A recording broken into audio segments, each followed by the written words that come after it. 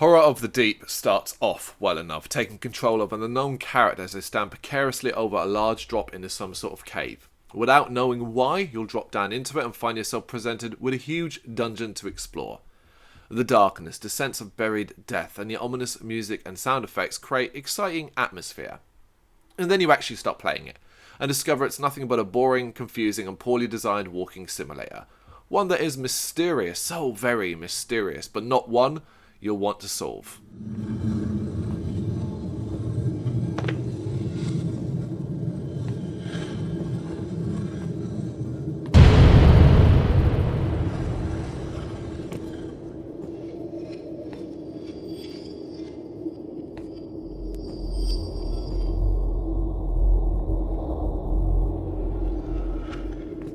Instead, you'll just want it to end as quickly as possible, which, fortunately, it does. Over within an hour, and that includes getting lost in the dark, repetitive-looking corridors for ages.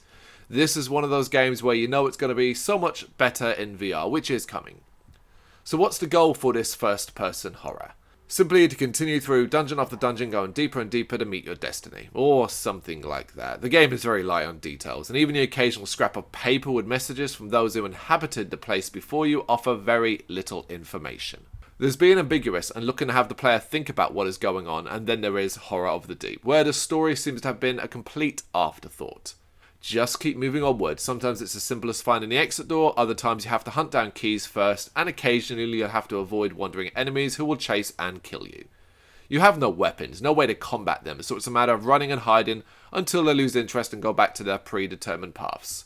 They are rarely a threat, even though they can kill you with one hit. Only the final level offering up any degree of challenge, although that comes more from how much of a maze it is.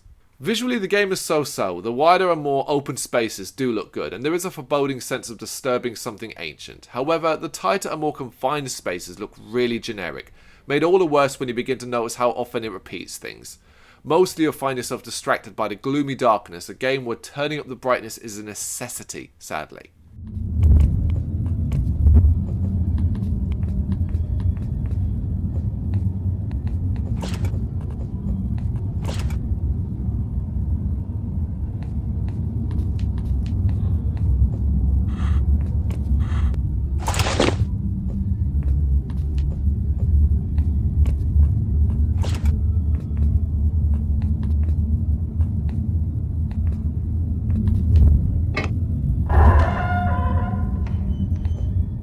Perhaps, though, the worst thing about Horror of the Deep is the lack of checkpoints in the levels. You die and you have to start it again.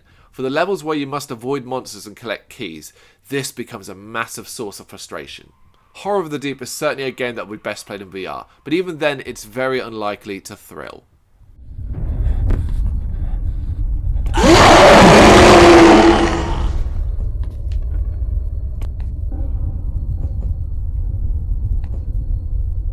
Thank you very much for watching. You can check us out on gbhbl.com as well as on Facebook, Instagram, Twitter and Tumblr.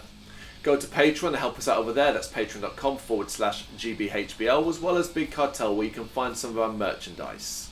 We have a podcast running on SoundCloud and Apple Podcasts, and of course, if you like this video, do us a favour, hit the subscribe button and help the channel grow. Games, horror and heavy metal, what else is life for?